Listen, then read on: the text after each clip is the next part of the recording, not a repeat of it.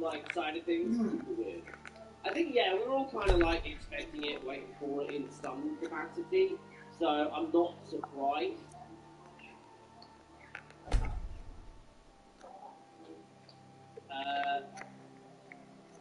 Oh, a game crash. Oh, don't tell me I can't play on this PC.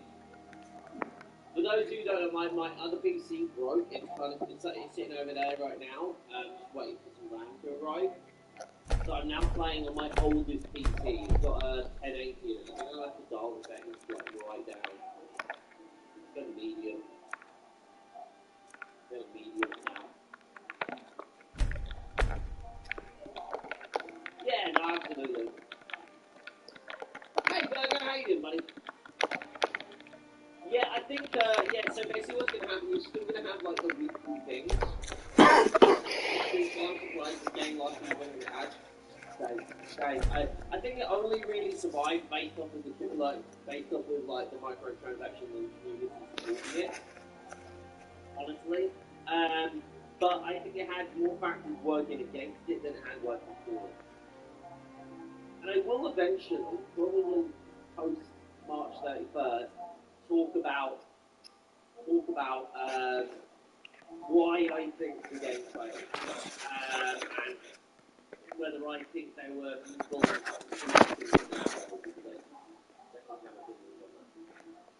So that could be spicy.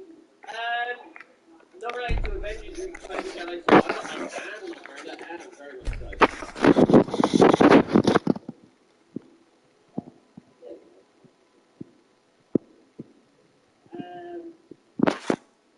I'm very excited for Jedi Survivor. Very, very excited. I love Fallen Order. Like, I love it. I like that Star Wars content is getting exciting games. So I wasn't really. I've not been a huge fan of like a lot of Star Wars stuff recently. I've been a bit agnostic about the whole situation, if I'm being really honest with you guys, because there's just a lot of things I didn't really enjoy about like what we got to bet. I only watched the first episode and I no desire for a random. There's a lot of things in Star Wars that I'm just not excited for, but like Mando and Jedi Survivor, very excited for. Very excited. Yeah, it's like apparently it's really good, but I don't know. So, Bob, for those who are Avengers fans, you got any recommendations for similar games that might fill that gap? Great question, right, guys. Hands up in chat if you have played Avengers and you haven't played Destiny.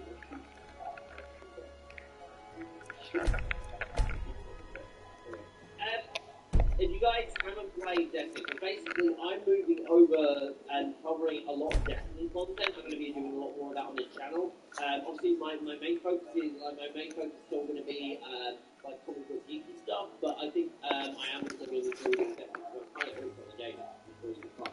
So I'm going to be doing a lot of that. Who here is like haven't tried it? Because I'm going to be doing a lot of videos that are kind of built for people trying out Destiny. They are a lot more complex. Yeah. So if you guys haven't done raid, I think the thing is for me, and this is quite interesting. So that I saw a lot of people mention on Twitter when I was talking about Destiny, how there are kind of like some things that you might enjoy. It is a very grindy game. I don't know how many of you guys enjoy like the end game loop in Avengers. But if you have enjoyed the end game on Avengers, I definitely recommend. It's much more complex. There's a lot more going on. But the good thing about it is there is a lot more content. So there's a hell of a lot more content. So if you're like, oh man, I just want to play solo. Well, actually, it's gonna be funny. For the most part, you can play everything solo. I just wouldn't try a raid solo. Like, you can do all those things, but I wouldn't try them. But also, like, you know, all the issues with connectivity and jumping in with friends and all this sort of stuff, it's fully cross-play, and you've got the option to be able to, like, jump in with pretty much anybody on any console, and do, like, pretty much any activity, like the solo, duo, trio.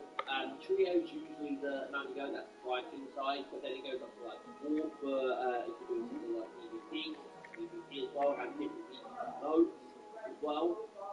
So it's kind of got a lot of stuff. You can solo dungeons, yeah. You can solo raids, like it's a thing, like it's just cool. Yeah. But that's like real high tier stuff. But there is so much content that isn't like forced multiplayer that you could keep yourself busy for months and months and months and months, and really enjoy a game. And yes, the DLC does cost money, and it is not cheap, but it is still, I think, a great replacement for those who enjoy like that kind of like in-game thing.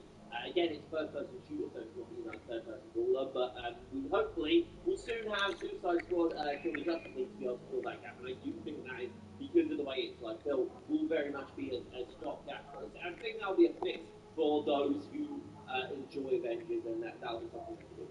So it is cheaper on CD keys as well. Yes, that is very true. Bob told me about CD keys being oh my gosh. Oh my gosh. But yes, there is very much there's very much a good a great game, quite frankly, in Destiny. If you guys haven't given it a go, I highly recommend it. I really do. I'm happy for you doing a. You'll have to wait for that one again. I hope in the Suicide Squad game can be my replacement for Avengers. Please, if you have any questions about Destiny, I'll do my very best to help. I've learned a lot in the past like 6 weeks. I've got a lot. So if you're like, oh hey, I'd love to know a little bit more about it, feel free to ask. I'm going to be, like I said, I'm going to be doing some videos on this channel, so if you guys are interested, definitely make sure you subscribe and all that stuff. I will still be making Avengers content as and when I build, but they will happen as and when. Especially going to be doing a focus on solo builds, so we'll go into racing armies. I actually have my first one up already, which is for Iron Man, so make sure you check that out as well. Are they going to have all the comics for all the Avengers? How do you think they'll do? What, like, being able to, like, unlock all the comics? Best thing I can suggest for that is opening the DNA check. That's how I got 100% in. I'm going to try Destiny sometime, it looks interesting. It is really fun. The only thing is, annoyingly, it actually got rid of its original campaign. But the base Destiny is free to play. And you just unlock the DLCs as you go. Which is what I recommend, actually. Are there any good mods for the Avengers PC version? No. No. Yeah, just be patient with it, yeah. But Ryan, how are you going with your playthrough? Hey, Gravel, how you doing, buddy? You haven't joined us for anything yet, have you? I was wondering how you're going with it. Better? Nice. I'm glad to hear it, bud. I'm glad to hear it. That makes me smile. So, Avengers after this week will be what? Dead game. Finally, we can actually see Dead Game appear in the chat and agree and be like, yeah, no, it's actually dead. That's not me laughing that it's dying, that's me laughing about the fact that finally for once those people saying Dead Game will actually be right. For the first time. Crazy news. But I'm happy, yeah. I'm happy that I don't have to listen to those people so much longer. There's already people on my tweet, and it's just like I'm just so good.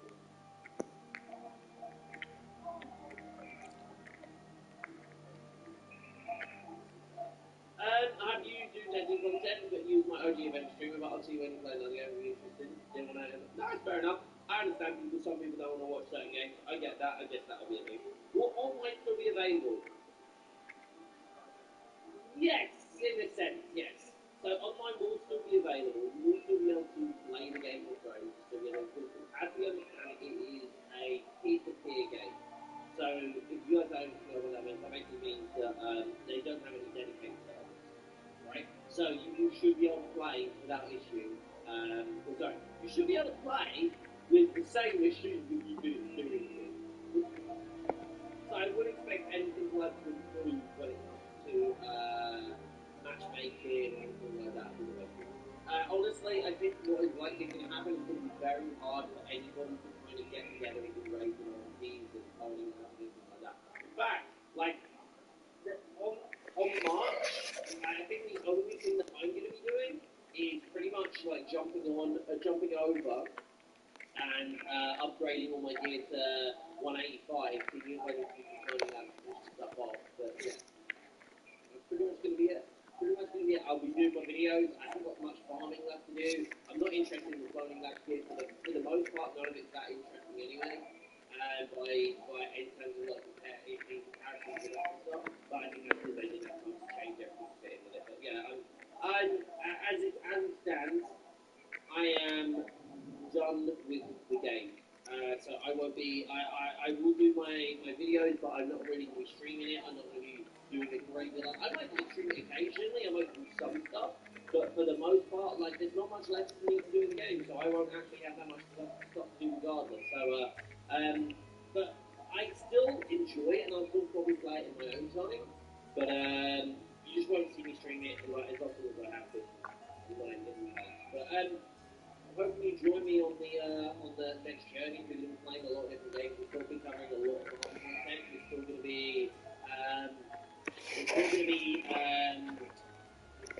be like covering the content that follows like Suicide Squad or Justice League coming out as well. Hopefully with that, guys, actually we're hoping to have some early access stuff. I have a very good working relationship with Warner Brothers, Warner Brothers Games, and hopefully that will continue. We'll be able to hopefully some early access stuff or some exclusive stuff.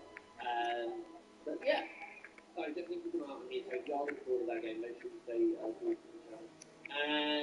But I'm also going to be playing Jedi Survivor. I'm going to be doing some coverage on that as we get close to the release as well. But yeah, fun with different games that we're going to be doing. So it might not be Avengers anymore, and what you guys will hear because it's Avengers, but hopefully it's easier games that are kind of like that kind of similar vein as in the Marvel, DC, Star Wars, DC stuff. Yeah. I'll still be here, guys. I'm not going anywhere.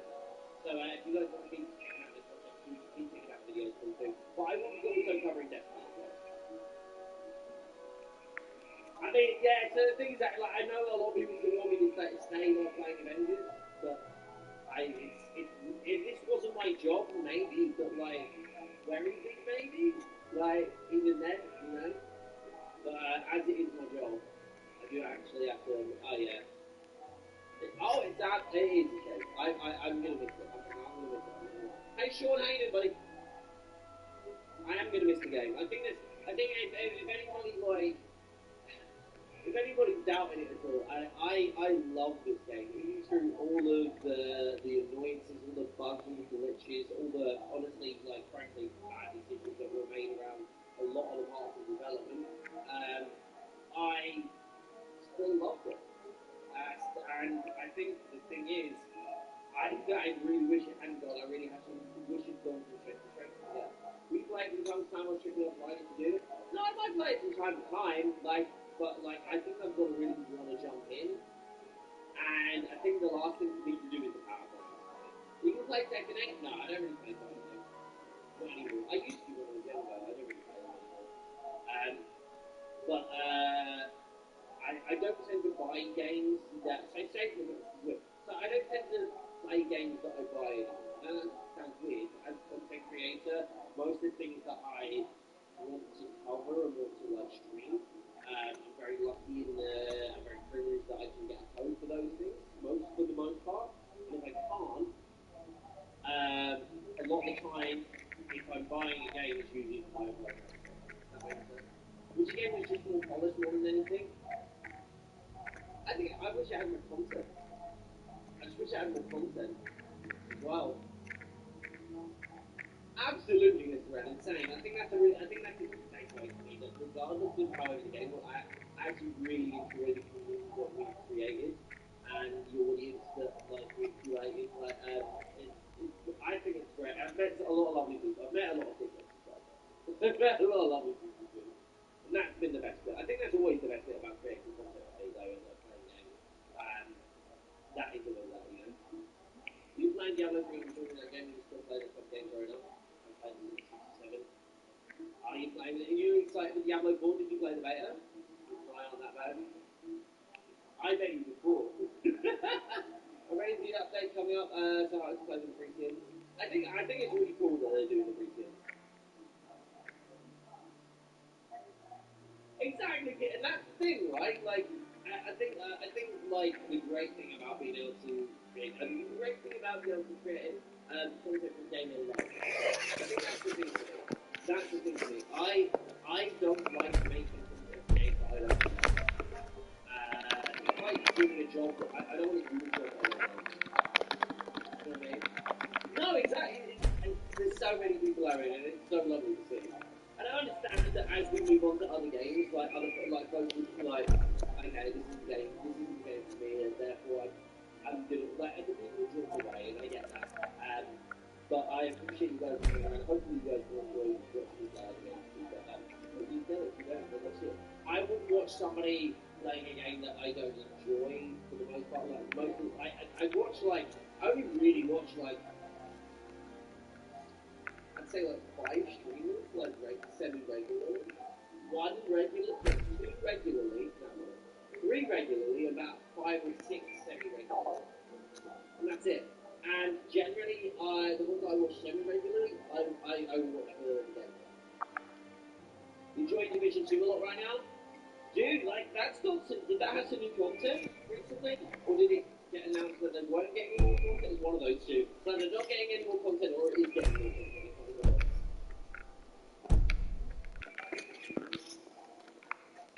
I go out of my way not to watch Hunger.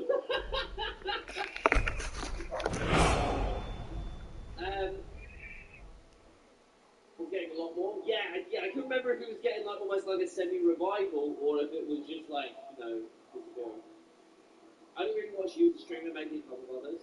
What realistically going forward as well, like, and this is kind of like a good my streaming is probably going to be.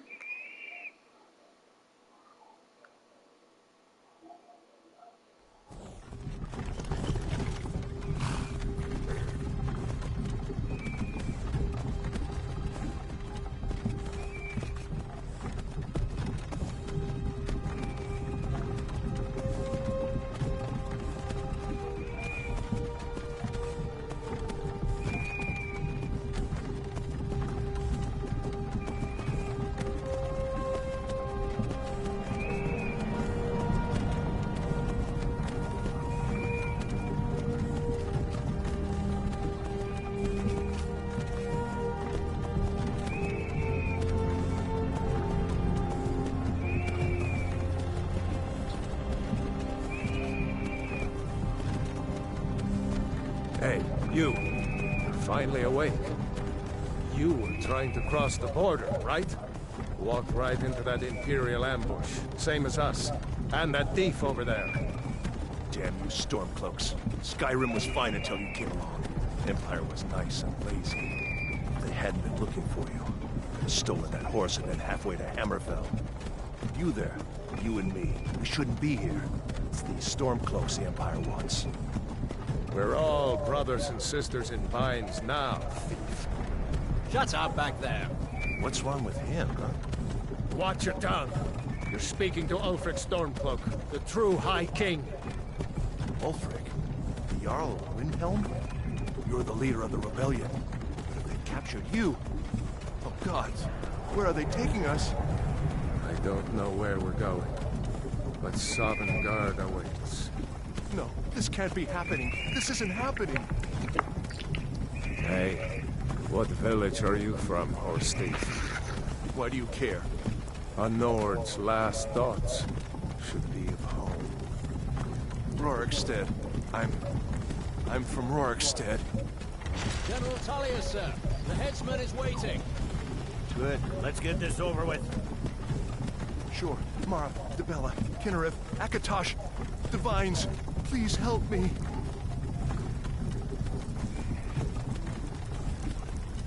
Look, General Tullius, the military governor, and it looks like the Dalmor are with them. Damn elves. I bet they had something to do with this. This is Helge. I used to be sweet on a girl from here. Wonder if Elod is still making that mead with juniper berries. Funny, when I was a boy, imperial walls and towers used to make me feel so safe. The life of Snorri Sturluson fell in a great but contradictory age, I want to watch the soldiers. and all that was noble and spiritual in men seemed to promise social regeneration. Why are we stopping? And when bloody Why do you crimes think? and sordid End of the ambition line. gave us hope to lie. Not less than the rest of Europe, Let's go. Scandinavia Shouldn't shared keep in the bitter gods conflict waiting for between us. the law of the spirit and the law Wait, of the we're natural. not rebels! The North, like England Face and your the death with continent, some courage, suffered religious thief. fervor of You've the got to tell them, Crusades, we worked with you! passing This is a potential mistake! anarchy, Step forward union to block and when I national call your name. consciousness, One at a time. experienced the literary and spiritual Empire revival, loves their and suffered damn the fury of list. persecution in the Ulfric fratricidal war. Stormcloak. Jarl of Windhelm. It has been an honor, Jarl Ulfric. Ralof of Riverwood.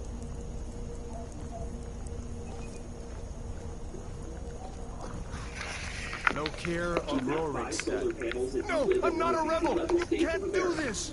It's the worst decision you could make. You're not gonna kill me! Did you know this? Anyone else feel like running? Wait. You there. Step forward. The apocalypse, doomsday, the end of the world. It's a gloomy Who subject are you? that many world religions have approached. In Christianity, the last book of the Bible, the book of Revelation, contains a frightening vision of cataclysmic events, demonic horsemen, and even a few multi-eyed Bible-accurate angels for good measure. This book is without doubt the strangest and most disturbing book in the whole Bible. So, naturally, it's a topic I had to cover on this channel. You may have heard of the book of Revelation, but may not be so familiar with what actually happens in the book. For example, where does the number 666 fit into all of it? If you're looking to learn more about the biblical apocalypse, you're in the right place. I've crafted together a big introductory video. You never know when you might need it. Before we start, it's worth noting that I'm going to examine the book of Revelation from a secular, non-religious perspective. The book is highly symbolic, and probably not meant to be taken literally. So, at occasional moments throughout the video, I'll explain what some of the symbolism may mean, using the interpretations of biblical scholars. Disclaimer out of the way, bring on the apocalypse. The word apocalypse itself comes from the Greek, and it literally means to uncover something. That's actually why it's called the book of Revelation. It's Captain, all something what should we do? It's not on the list. the end of the world. Forget the list. He goes to the block. By your orders, But Captain. they don't necessarily have anything to do with the end times. Sometimes they're just these startling visions of the otherworldly, like a glimpse of God's throne in the book of Ezekiel, or a dream featuring 4 strange beasts in the book of Daniel. The book of Revelation is from the perspective of a guy called John. You don't know much Follow the about this captain, character. prisoner. He's not the same John who baptized people in the Jordan. You only see the same person who wrote the fourth gospel. No, this is an entirely different John. It turns out that there's a lot of people called John in the Bible.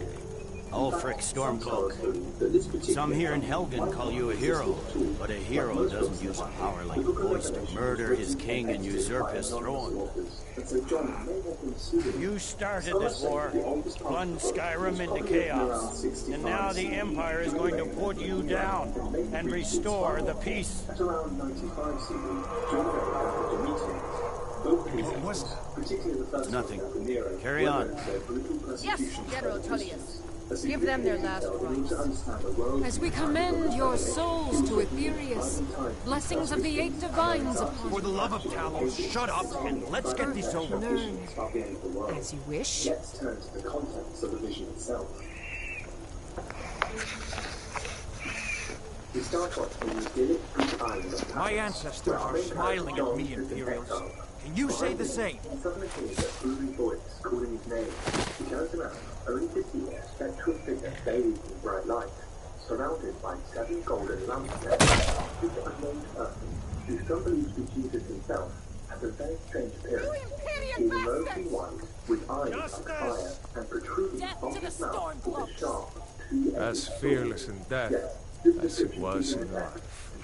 Next, the renegade from Cyrodiil. This strange figure tells John to the right, and the church is dotted across the Here it is again.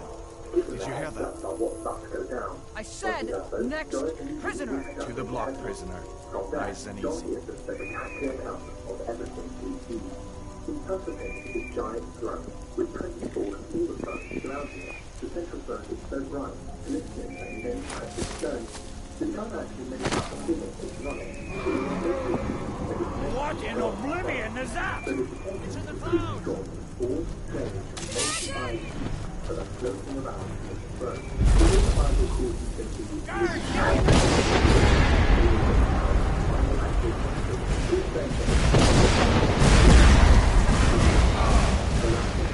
What does it take to kill that? Another chance. This way! What is that thing? Could the legends be true? Legends don't burn down villages. We need to move, now! Up through the tower. Let's go! Another second out there to get back. a very strange description of being a winged lion, ox, humanoid, eagle, covered in eyes, the terror, praises to God, Just need to move some of the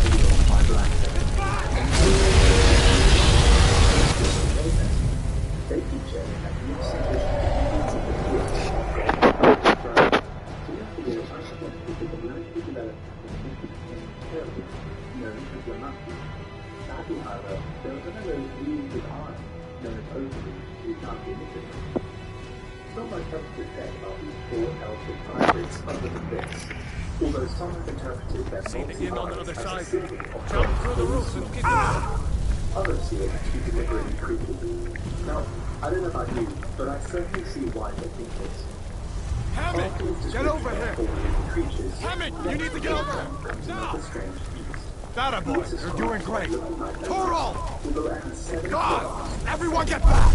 because, of course, it does. It also looks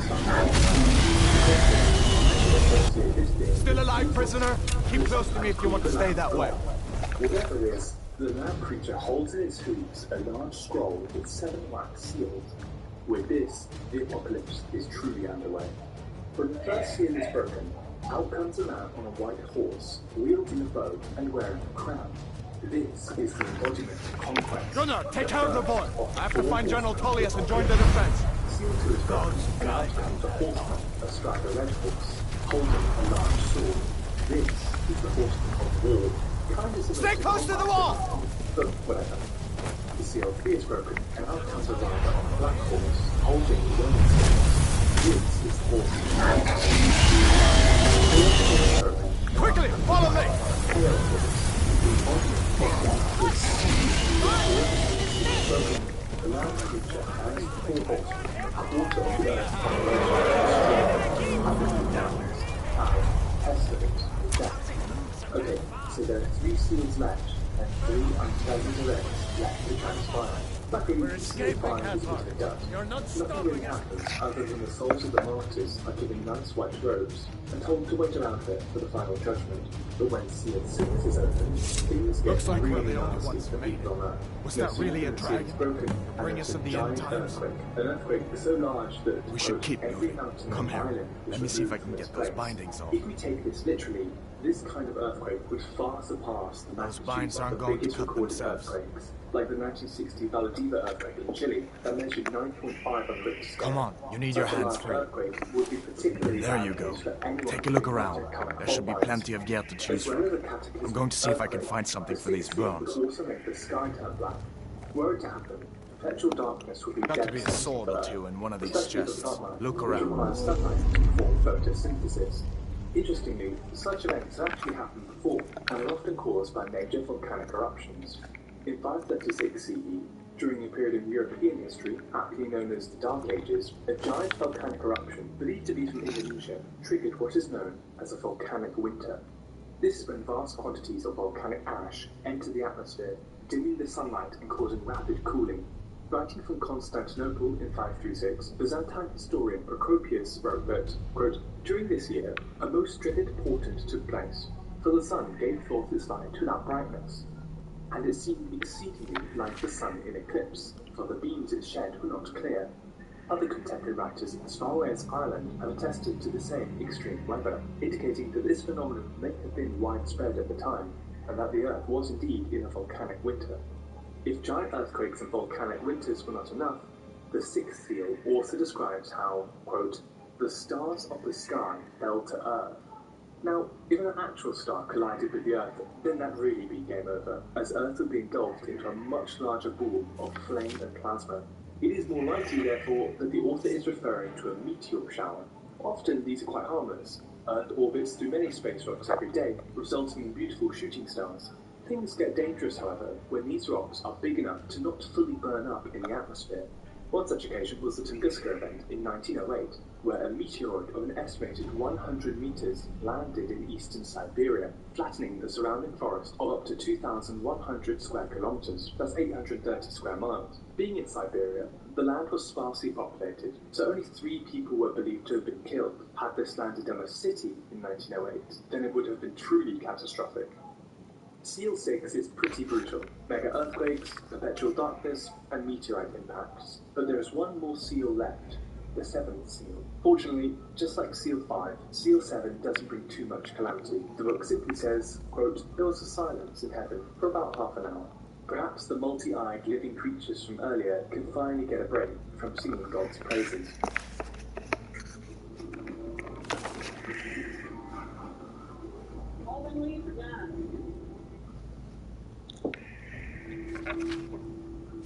You would have thought that the 7 seals were enough to end Earth. More bad things are on the way.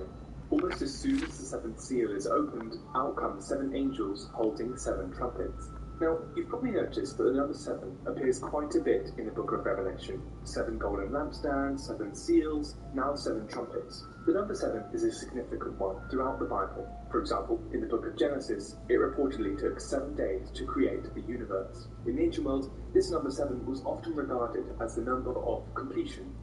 The idea that the number 7 was a special number carried on into later Christian tradition, where you also get the 7 deadly sins, which, by the way, is another topic I've covered on the channel. Forget what you've seen about cute angels with sweet little trumpets. These 7 sins are about to destroy the earth. It does not get dark, and in the case of trumpet 4, quite literally.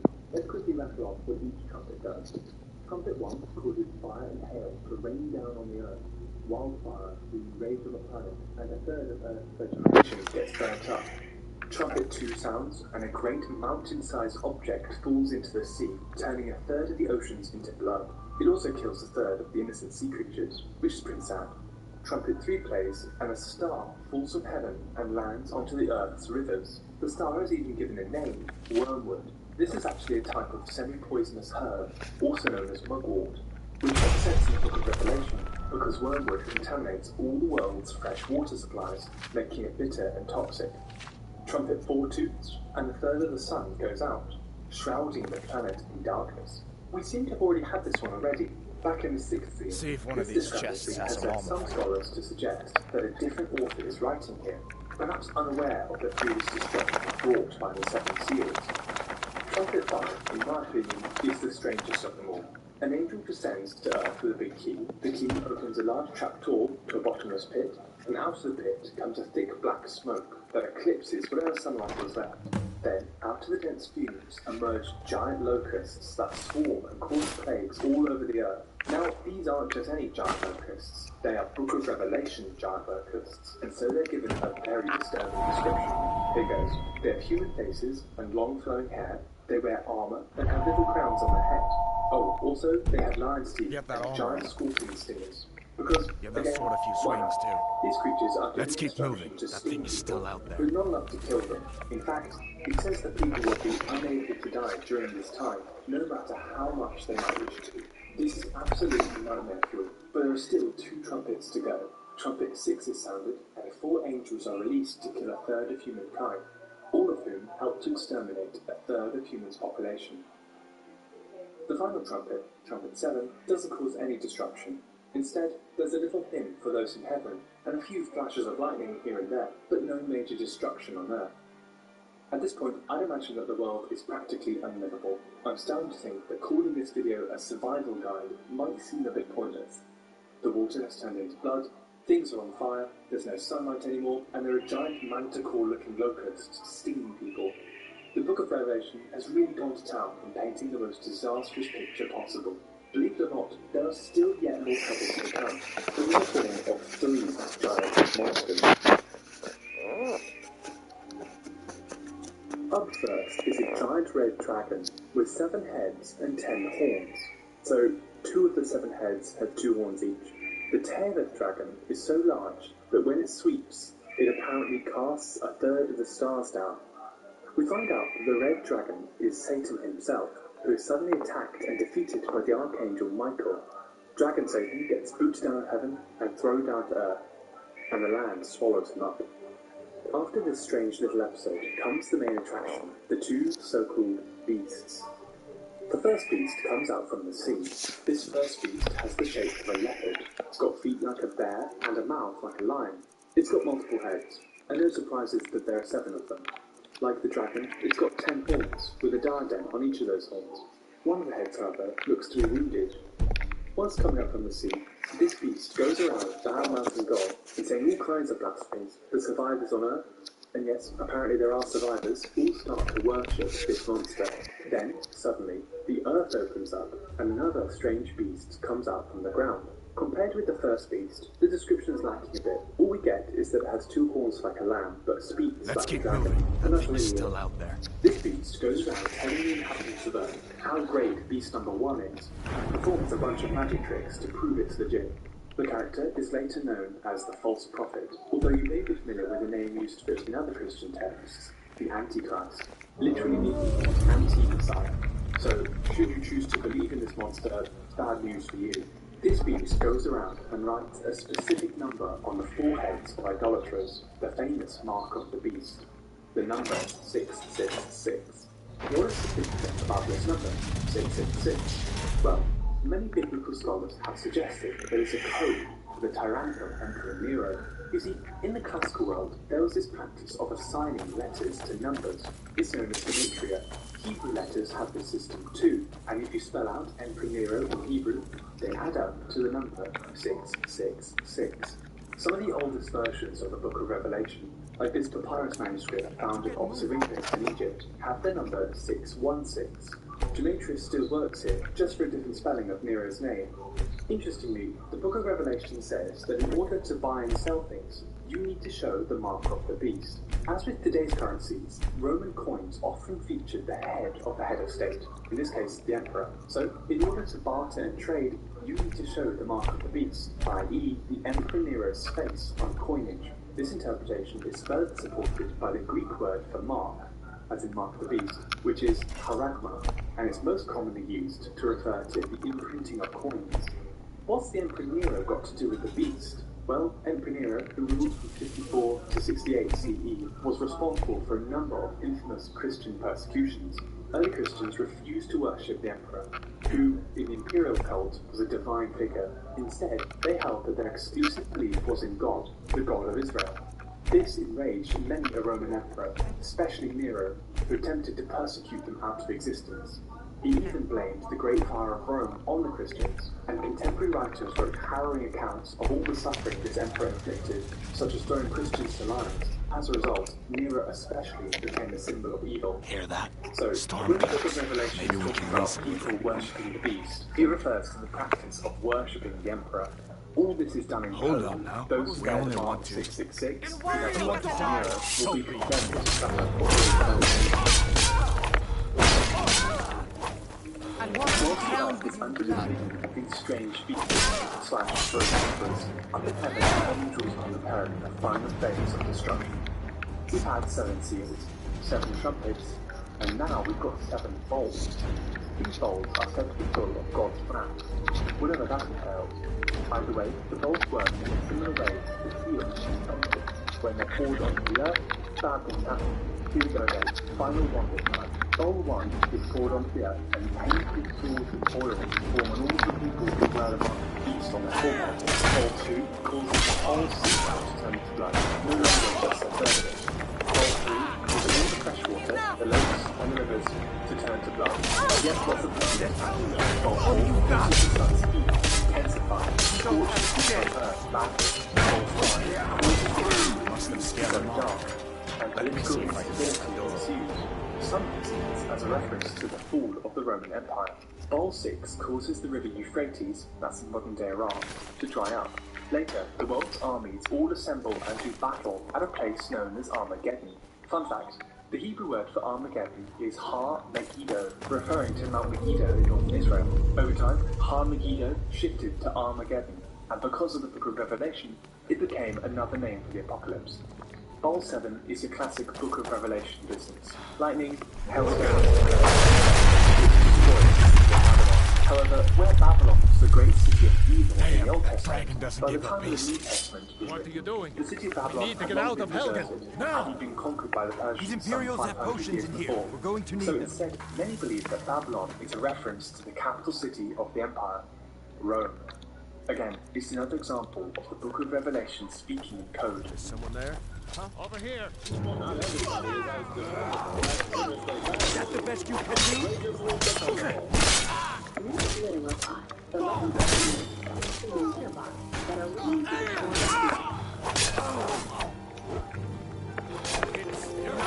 After a third and final round of devastation, which seems to me a tad excessive, the vision of the Book of Revelation begins to near now. The whole thing wraps up pretty quickly, without much of a struggle. The first and second beasts are captured by the army of God and are kicked into, quote, a lake of fire that burns with sulfur, which is probably a reference to hell. Then the giant multi-headed dragon, which is said is locked up in the pit 2 and is sealed for 1,000 years. In his intermission, Jesus comes down to rule the earth until he needs to take up again. Well, time flies. 1,000 years pass and Satan is released. It's now time for the epic final showdown of biblical proportions. However, the series finale of the Bible is a bit anticlimactic. All that happens is a shoot of fire zips out.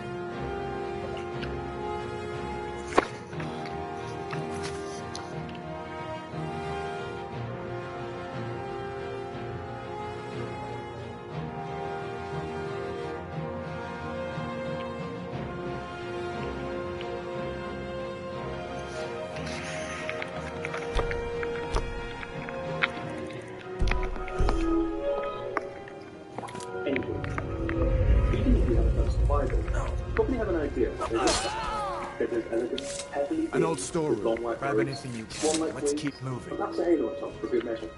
You also know what angel babies or cherubs look like. Those small, chubby, cute infants casting a bow and arrow. The kind of thing you might see on a Valentine's Day card. Except, well, that's not what angels actually look like. Not according to the Bible. These are biblically accurate angels.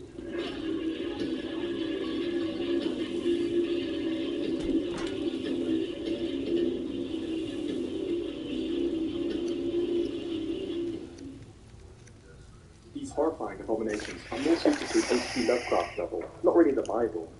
So what are these things? Why do they look this way? And how have we got angels so wrong? Okay, so angels come from the Old Testament, the first half of the Bible for Christians, or the whole Bible, known as the Tanakh, for Jews. The Old Testament was written down in modern-day Israel and Palestine from about the 6th century BCE to the 3rd century BCE. Although many scholars believe the biblical stories themselves are much older, we get the word angels from the Greek angelos, originally from the Hebrew word malach, which roughly translates to messenger. These messengers appear in the Old Testament a number of times. They carry God's messages from heaven and earth, and sometimes act on his behalf. For example, you might recognize the angel of death in the Passover story that slaughtered all the first sons of the Egyptians, or perhaps the angel that struck 70,000 Israelites to death, and the angel that single-handedly killed 185,000 Assyrian soldiers in one night. In the later biblical texts, such as Daniel, some even get names: Gabriel, Raphael, and Michael. And depending on who you ask, your classic humanoid angels Done then? are actually This way. pretty far down the ladder. In the Middle Ages, a Jewish scholar known as Maimonides drew up a The hierarchy torture of room. angels. Gods, I And wish if we you didn't hear, need your these. classic humanoid Hear angels, that? the Malach, are pretty low down. Not quite as low as cherubim. Here there's chubby-winged angels. According to the Bible, cherubim are animal You call yourself a hybrids. warrior? The first time we see them is in the book of Genesis, right after Adam and For Eve the left the sons of garden. Skyrim. Their job is to guard the Garden of Eden. Book of Ezekiel. It opens with the prophet's experience of a profound vision. In his vision, Ezekiel describes them as living creatures, but they're later revealed in chapter 10 as cherubim. His account is as follows. In the middle of it was something like 4 living creatures. This was You their fellows appearance. happened along just They in were of human time. form, These boys Each had seemed a 4 bit faces, upset at how and I've each been of them had 4 wings. detaining Their their legs were comrades. straight, and their soles Don't you even know what's were going like on? the soul A of dragon is calf's attacking foot, Helgen. and they sparkled like burnished A bronze. dragon. Please. Under their wings, on their 4 sides, they had Don't 2 make up hands, nonsense. and the 4 had their faces and their Although, wings come to stuck. think of it, Their I wings did touched hear some one another. odd noises coming Each from of over them moved straight there. ahead, without turning as they moved. As for the appearance of their faces, the 4 had the face of a human being, the face of a lion on their right side, We need to the get out face of of here. an ox on the left side, and the face of an eagle. No Such authority were their over me, faces. boy. Their wings were Didn't you spread out hear me? above. I said to keep us Each under creature attack. had 2 wings, each of Forget which the old touched man. the wing I'll of go another, with you. while Grab 2 what you covered can their and let's wings. go. Sure, Each moved take straight ahead. all my things. Wherever the spirit would go, Please. they went, without turning as they went. There's In no the way middle of the living creatures, there was something that looked like burning We need to coals find a inside, way out of here. like torches moving to and fro among the living creatures. The fire was bright, and lightning issued from the fire. The living creatures darted to and fro, like a flash of lightning. The cherubim don't look like the average angel. Instead, they look more like the mythical beasts in ancient Mesopotamia, especially Babylonian Iyamasu, which is the wings of an eagle, the body of a lion, and the head of a king. These would act as guardians Where in of Oblivion are we supposed to go? or the Where's the palace way or out? city walls, and perform similar roles to the biblical cherubim. They look similar to their Egyptian cousins, the Sphinx, or the Type Griffin. Many believe that these biblical angels were descendants of mythological creatures from the There was a lot of different stories, and the same sorts of mythical creatures would crop up across these regions. Cherubim later Christianity may have been imported from Greek and Roman myths, borrowed from the cults of Cupid or Pluto.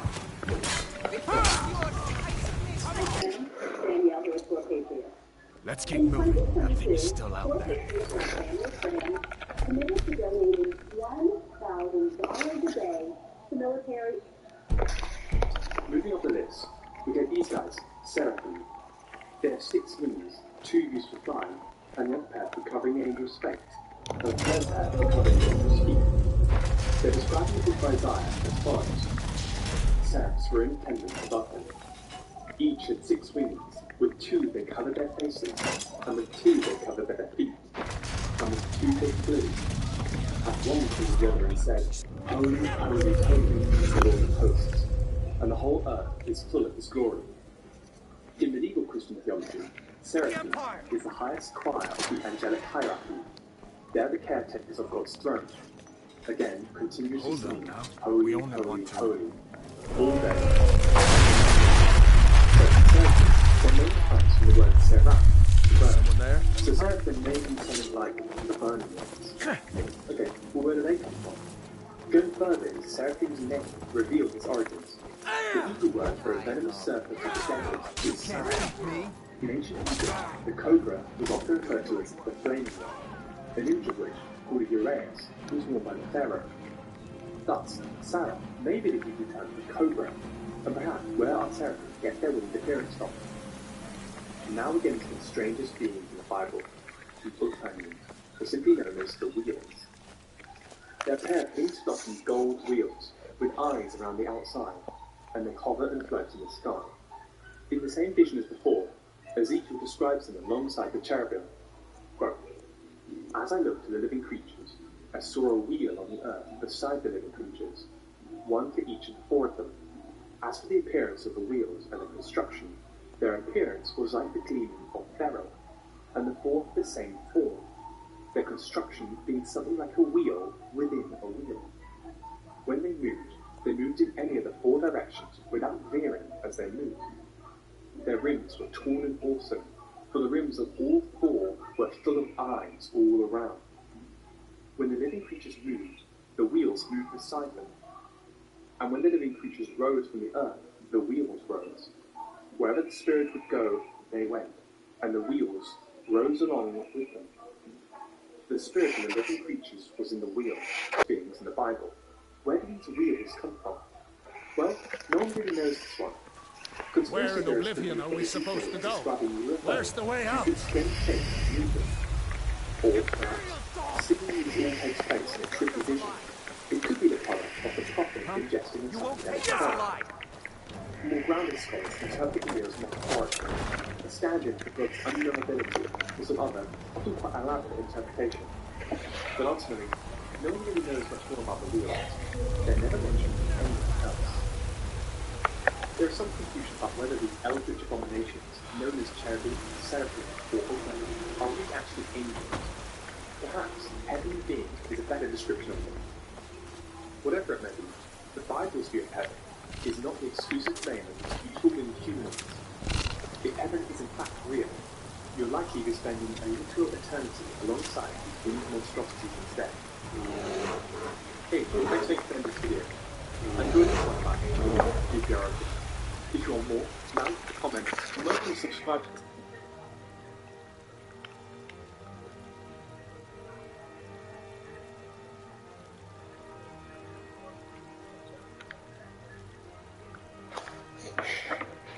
It's spring, and at Burlington, will you be wowed by how much you get or how much you save?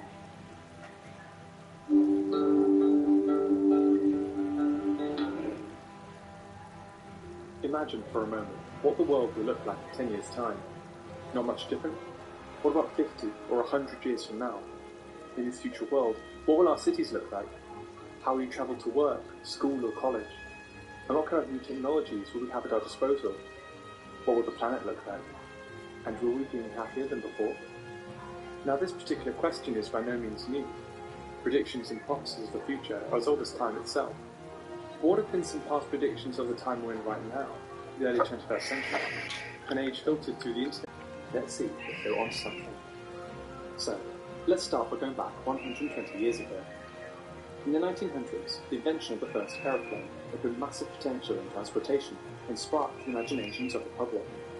In Germany, a chocolate company called Hildebrand made a series of commemorative postcards imagining the life in the year 2000. They speculated that the world would go airborne. People will take to the skies in their very own personal airships and gliders. The same series also speculated that housing blocks will travel by giant steam trains, that entire cities will be cased in glass to protect them from the rain. They even imagined summer vacations spent up at the North Pole. Sadly, maybe that one might come true one day. Take a look at these French prints. They also took life in the year 2000, but this time were made around 1910. Once again, it was the future for the aviators, who will seemingly replace the motor car by the year 2000. This one pictures a man in a glider, grabbing a glass of wine for the road, or should I say skies. It's a bit like a modern day drive-through. This man is getting a haircut from his mechanical barber. Now, I would use the term robot, but it won't be coined until 1920, 10 years from now. In the classroom, this contraption is fed books, whose words are then played directly into the students' ears.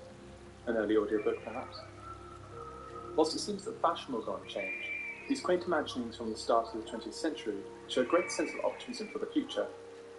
It reminds me of the steampunk genre, a future vision and aesthetic, but stuck in Victorian technologies, like steam power and industrial machinery, as well as goggles and top hats. Now moving towards the 1920s, we get another bit. The 27 masterpiece Metropolis has some great resources for the topic. In this film, cities are now supersized, featuring mega skyscrapers, expansive highways, and beautiful robots, all with a Jazz Age Art Deco aesthetic. It was no doubt influenced by contemporary New York, which during the 20s was undergoing rapid vertical growth. Just look at how the city changed from the 1910s to the 1930s. It's also in the 1920s where we see the first flying cars. This 1923 drawing by early science fiction writer Hugo Gernsback introduces the first wheeled helicar, a levitating vehicle speculated to enter the market in 1973. So now, let's take a realistic look at the road ahead and what tomorrow's motorists can expect in the years to come. Speed, safety, and comfort will be the keynotes of tomorrow's highways. A multicolored highway system may enable the motorist to reach his destination by following the correct color strip. The increased speed of tomorrow's automobile will demand that highway signs be larger and more simple to read, so that the motorist can anticipate his moves well in advance. If visibility is poor, our windshield becomes a radar screen, showing the outline of objects ahead. Or fog may be eliminated by dispelling devices along the right-of-way. Other predictions of the future include one 1950s article that too imagines what the year 2000 will be like. It predicts that the future will be one of convenience and luxury. This picture phone will allow us to buy products from a screen and have it delivered without leaving the home. Then again, it also predicts that all our food will be made from a sort of flavoured sawdust that can be recycled into clothes. Confusing, I know. Most interesting is the role atomic energy plays in the 1950s future. After the detonations of the atomic bomb in Japan, the world was awakened to the immense potentials of nuclear power.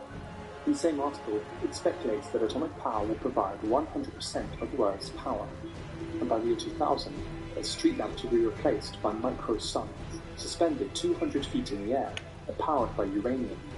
In reality, nuclear power only really accounts for 10% of global energy, and there are no micro-suns in sight. When we come to the 60s and 70s, the age of the moon landings and later Star Wars, visions of the future changed accordingly.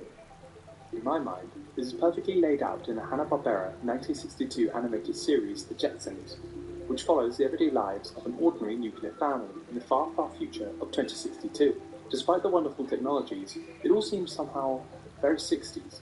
The hometown of Orbit City is designed in the Fuji architectural style, an early futuristic style that was extremely popular at the time. Even their outfits have some sort of retro futuristic look. By the end of the 60s, once the space race reached a climatic head in the Apollo moon landings, many predicted that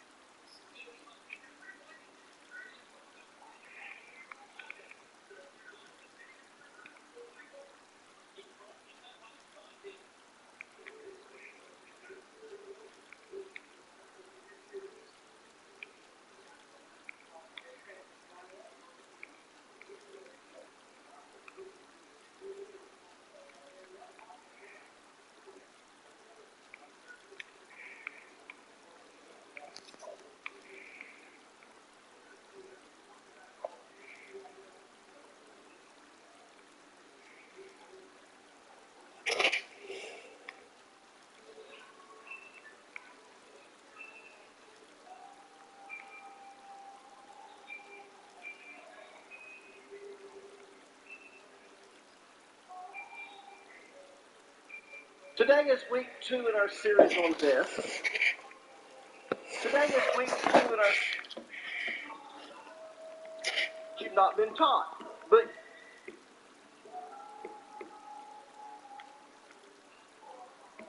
You've been taught, and trust me, those questions come up when your neighbors lose a loved one, or maybe...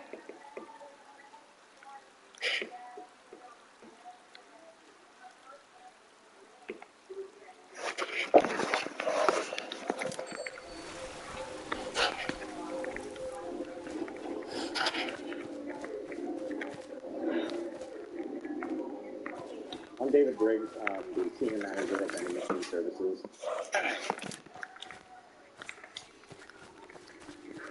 Let's have a chat about Diablo 4. So, overall, I rated it a 5.5 out of 10. You could rate it a 10 out of 10. You could rate it a 1 out of 10. All of that is totally valid. It's crazy, because it's subjective. Everybody gets to rate it however they like. Am I crazy? Am I only rating it that because it's not Diablo 2? No. I'm rating it that because that is how I felt coming out of the beta. Now, of course, there's a couple trains of thought. It's only a beta, Llama. That was a 10 out of 10 beta. But for me, this beta really just felt like it was supposed to be just a stress test. Looks like he's gone for good. Maybe checking a couple small things. For the most part, this seems close to what the full game is really going to be. At the same time, this is what they chose to show us. And for instance, they showed us 28 dungeons, and only 3 of those dungeons had actual uniqueness to them, and those were the story dungeons.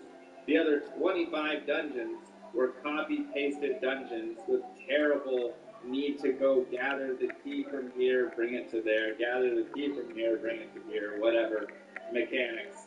that were boring as could be.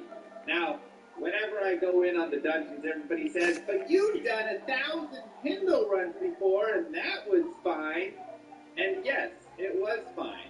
You know why? Because I didn't have to go to here and gather one key and bring it to the center, and then go to here and gather another key, or mechanical box, or push the lever, or kill this little stuff, whatever it was, and bring it to the center to unlock Kindle to go kill Kindle. The idea is not that grinding and repetition is bad. The idea is bad repetition and bad grinding is bad. If the repetition is unfun, such as you just have to go and carry this box every time to unlock the boss, to kill the boss, that is not fun. That is a terrible grinding mechanic. I'll kill Mephisto 1,000 times. I'll go kill Lilith 1,000 times in this game, or whatever dungeon boss, the Butcher, or any of these things 1,000 times, and I will love it and enjoy it and have a great time. But don't make the terrible dungeon grind, boring piece so awful like that. That is where the repetition gets bad. And at the same time, having that dungeon then pasted everywhere is also bad. Because you know what's different? Killing Diablo, from killing Mephisto, from killing Baleways, from killing Pendle, from doing Mill Attack. Each one of those bosses is a different experience. If you're going through the dirt and then, maybe tricking or trapping Mephisto versus killing all the Baleways and going and killing Bale versus clearing the Chaos Sanctuary and killing Diablo versus just a quick shot to Pendle and killing Pendle there versus Mill Attack with the explosions from his corpse explosion and having to dodge that, right? Each one of those is a different mechanic to get to said boss. Again, the fact that a dungeon you can run over and over again is not the problem. It's just, if you count, there's 150 dungeons in this game, but 98% of them are the same exact dungeon. There's not 150 dungeons in this game. There's like 15 dungeons in this game, and then just one other dungeon that is the same dungeon. And if that dungeon sucks because of this right here, and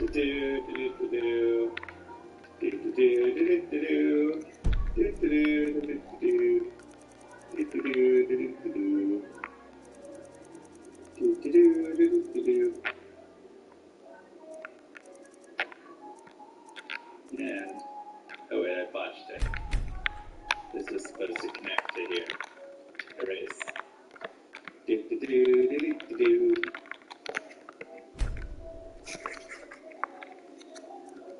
Boss. 2 slots. Key. If this is 98% of your dungeon, where you come in here, you get the key, you bring it to here, you go to here, you get the key, you bring it to here, you go to here.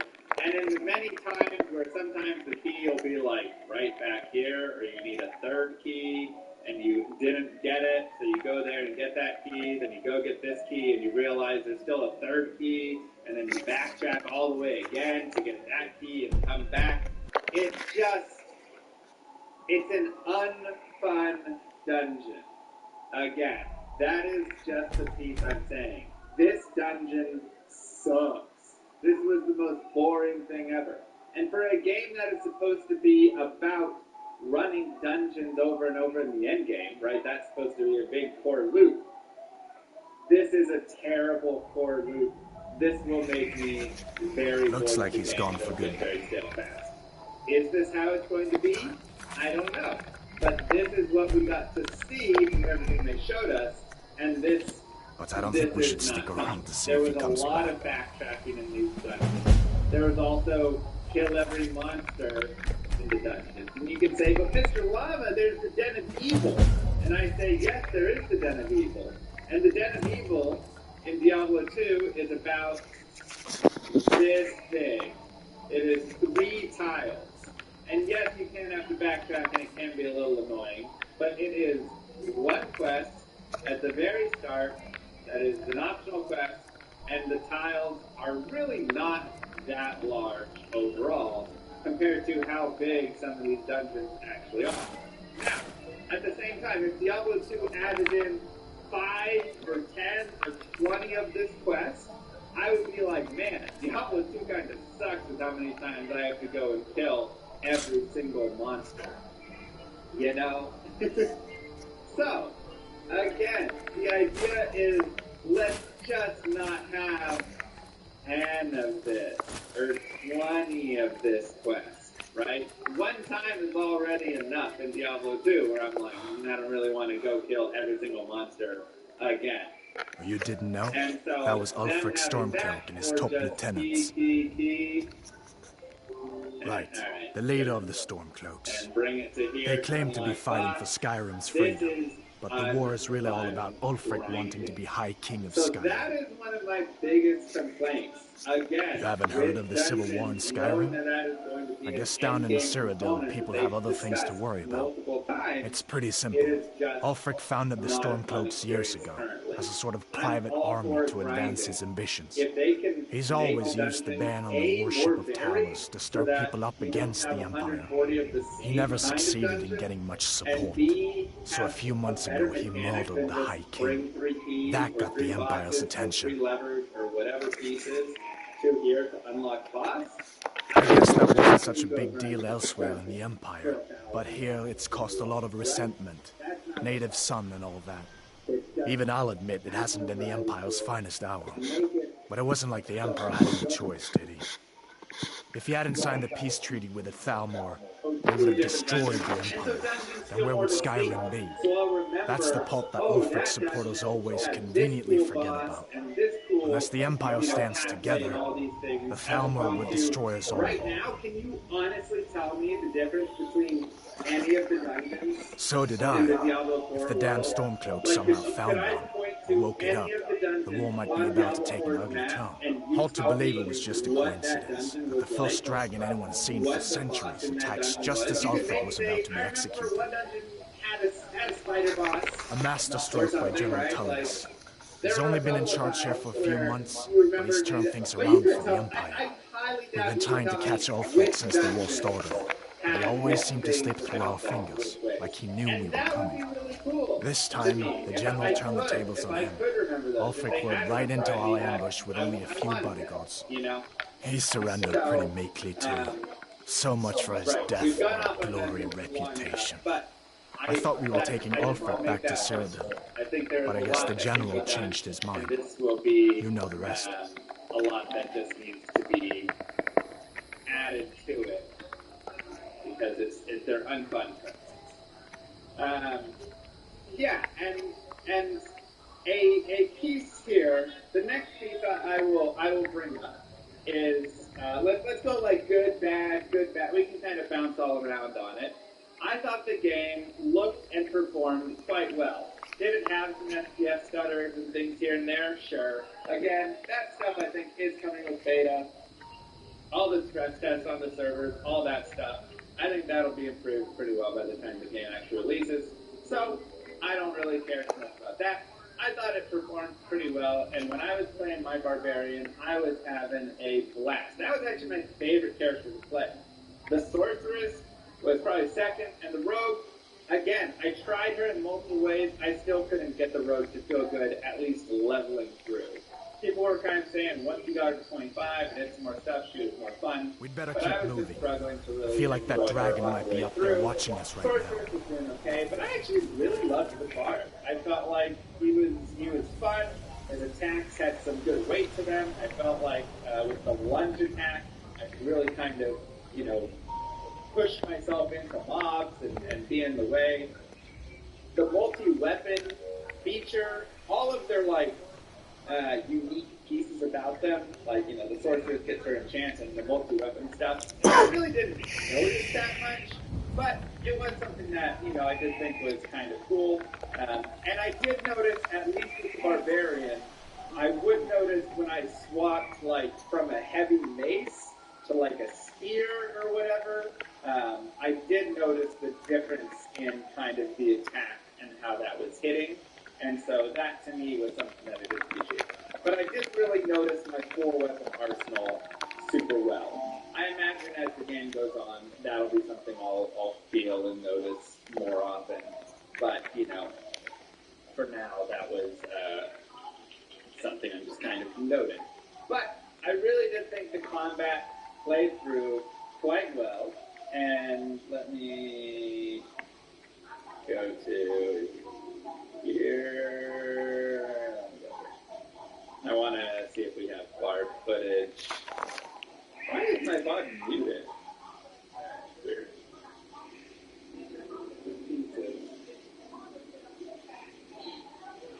Okay, this was when we were doing that. Oh, I was doing the lore run. Yeah, I don't know why this VOD is muted. It doesn't really make sense. Wait, it's not. Oh, that's it was highlighted. Okay. The world boss is really cool, but there you go. Here, we have a little bit of this. This was a little bit too much World of Warcraft to me right here, where it's, or like any MMO, where I was just trying to gather spirit from the undead, but there were also other people in the world who were killing all of the monsters, and so they also were gathering the spirit, the anima from the undead, and so I'd have to like wait for them to respawn. It was a very MMO piece, and it was something that I felt was slightly annoying because you can't really SSF this game because of this, right? Like, they don't give you the option. It's like, well, if you're in a dungeon and stuff, you can, but if you want to do these sorts of things, you're going to have other people that are like that. They're just killing all this stuff, and this quest just takes a while because of that, you know? But, you know, like this. I really felt like my barb was able to chase monsters down with this lunging attack. And I mean, look at the like swings on him and the hits. And again, this was the mace. I want to see if I have, there you go. This is the spear that I have later. And let's see, let me attack with the spear here. Lunge attack is like the best attack. So you can see already that like feel, sound, hits differently than that mace, you know. So, looks like a glaive, yeah. So I mean, the barb was really great to play. I really did enjoy the barb. And you can even see, I'm level 19 and I have literally 3 skills. And this is true all the way through. I'm like level, there's move. I'm level 21 and I have 3 skills. And this is because it was nice to just get in on the passives and all of this stuff and kind of like play up with these 3 skills, which was really nice. And so that's kind of also why I like the barb, because I wasn't playing this game of like, well, I have all these skills and all these cooldowns and having to rotate through them and then wait on the cooldown, and I can't use all the skills that I have because I am limited to just these limited skill slots and all this stuff. Like, I didn't need it. I just got to run in there and smash some dudes, and it was plain and simple, and I just, to me, that's just like classic ARPG feeling. Oops.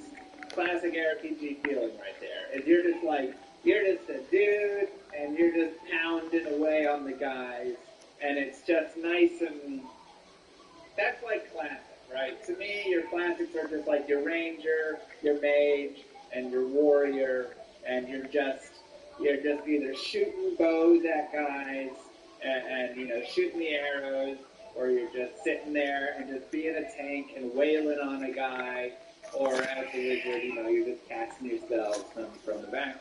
Those are the 3.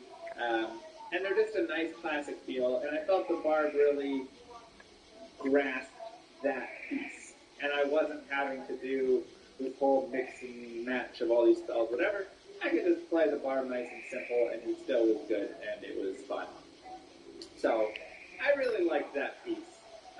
about the game. Again, that's something I think was really a positive there. And again, the look of the game, I think, is pretty solid.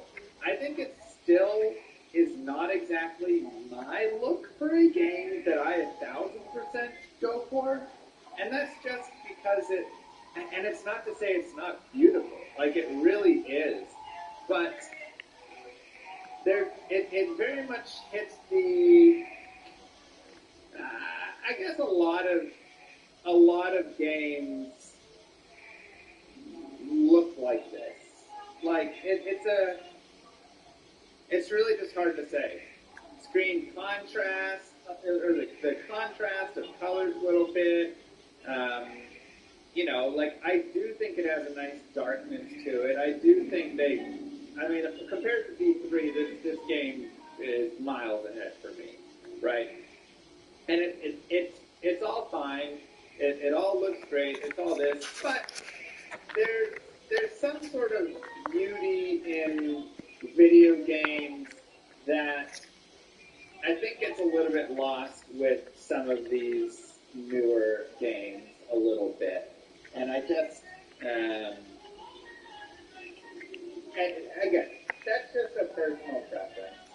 That's all that it is. It's just a personal preference for me, where I just feel like a lot of times all these games just look similar a little bit.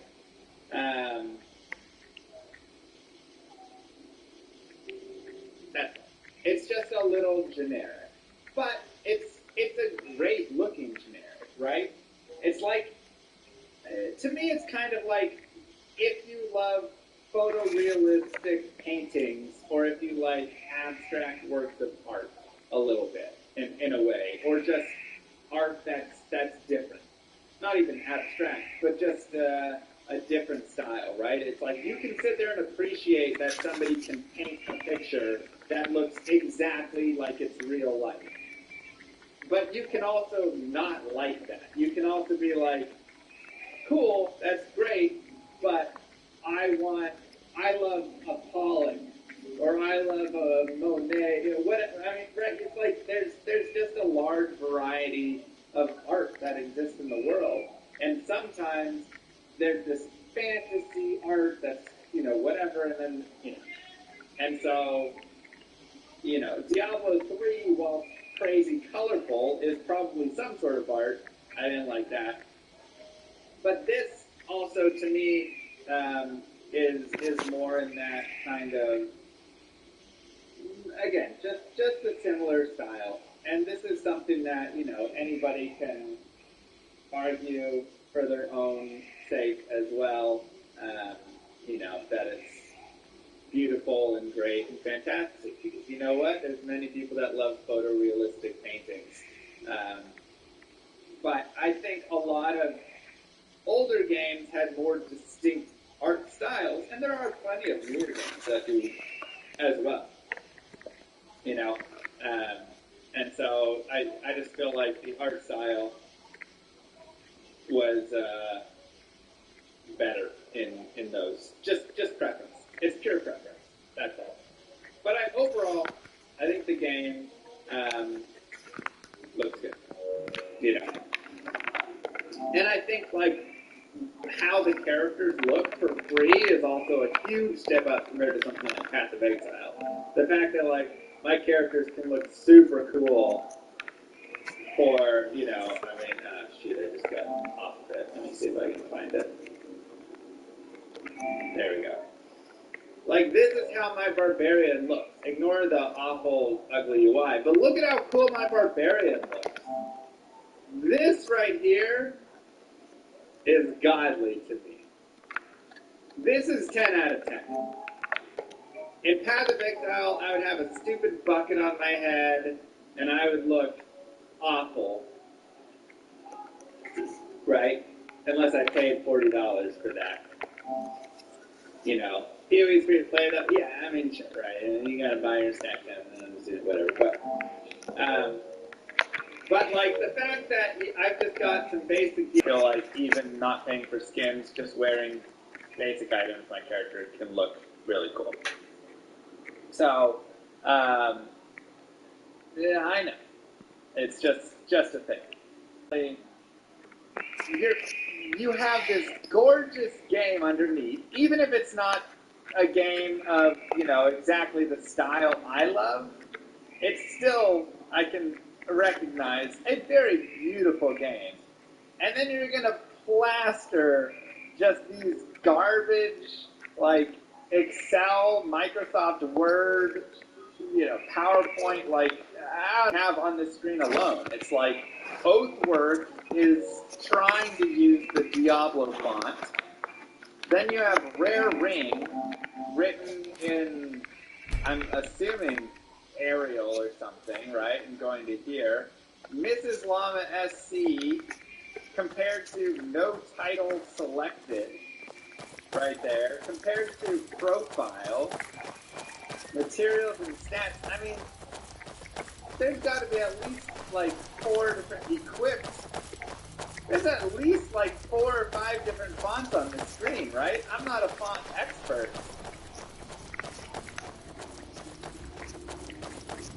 But there is a ton of fonts all over the screen. And it just... I mean, you can love it. You can think it looks great. I think See this that looks ruin up really Bleak bad. Falls Barrow. When I was a boy, that place The always used to inventory give me tabs on their own font. Yeah, it's Draugr like... creeping down the And it mountain just or looks climbing like through a my mobile window game. at night. That kind of thing. You can say I nitpicking, still but much I have to look at the UI a lot. And will this make the game play or not play? No, but do all of these pieces add up? For sure. It's clean, and it's too clean for a Diablo game. I completely agree. I think you can. It's a little annoying. They just continued with the whole item power on items. Just continuing with the... Again, everybody who says, Mr. Llama, you just wanted Diablo 2 remade, but then they don't acknowledge that this is Diablo 3 remade, is kind of silly to me. Because a lot of this is Diablo 3 remade, made better. I will 1000% say this game is Diablo 3 improved. Totally. But, I mean, just everything. Even down to the way of, okay, you just have a couple sockets on the item. As far as I'm concerned, you've already earned how the item kind but of until we lay get out that exists. The attack power, the item power. General Tullius, just stay clear of other Imperial soldiers and avoid any complications, all right? But it's good. It's much better. It's much better than V3. Now, I still think V3 UI is actually slightly better. I think they somehow worsened the UI.